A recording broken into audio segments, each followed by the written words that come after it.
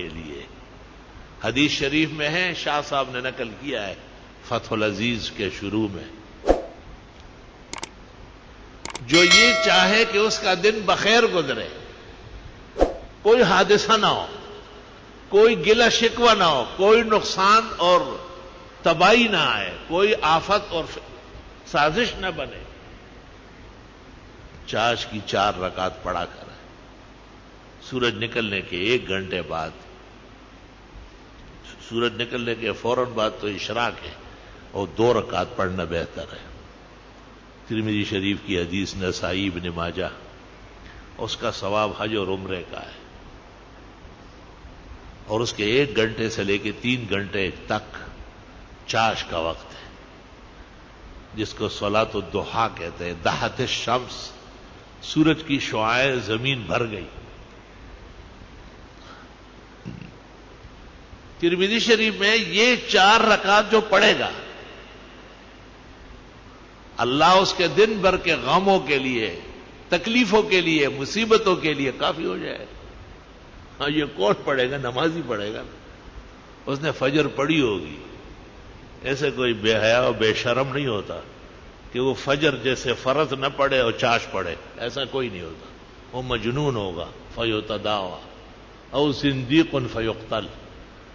اس کو احساس ہے کہ فجر کی نماز تو فرض قطعی ہے، وہ کیسے چھوٹ گئی، پہلے وہ پڑھ لیتا ہو.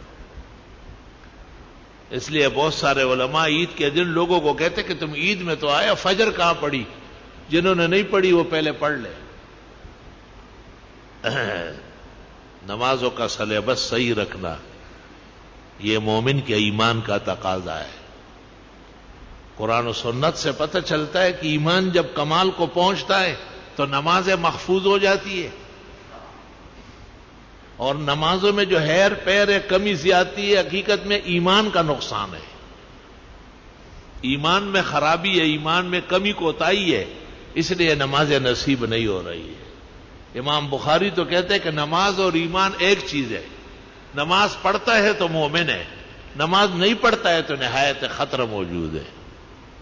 وما کان اللہ لیضیع ایمانکم، بخاری نے تفسیر کی ایس فلاطہ کو. لا الہ الا اللہ، استغفر اللہ واتوب الیہ. چاش کی نماز کے اوقات کب تک ہے؟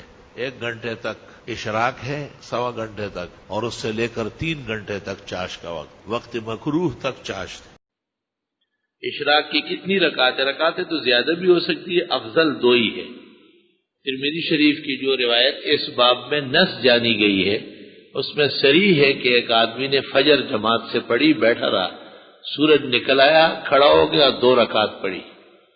اس پر حج اور عمرے کا ثواب ہے. بعض لوگ 2 کے ساتھ 2 صلاۃ حاجت پڑھتے ہیں. سو اگر یہ اس وقت کی نماز ہوتی تو حنفیہ کے ہاں دن کے نوافل 4 افضل ہے، 2 کر کے نہیں. کیا اشراق کی نماز کے ساتھ چاش کی نماز پڑھ سکتے ہیں؟ اشراق کی نماز اور چاش میں کچھ فاصلہ کر لے، کم از کم 1 گھنٹہ فاصلہ ہے. اشراق کی 2 رکعتیں اور چاش کی 4 ہے. گو محدثین دونوں کو ایک کہتے ہیں، لیکن صوفیاء کرام 2 مستقل نمازیں مانتے ہیں. حضرت مولانا انور شاہ سے فرماتے صوفیاء زیادہ جانتے ہیں، یہ ان کے اعمال کا حصہ ہے، اور نفل اور تسبیحات صوفیاء سے زیادہ کون جانے گا.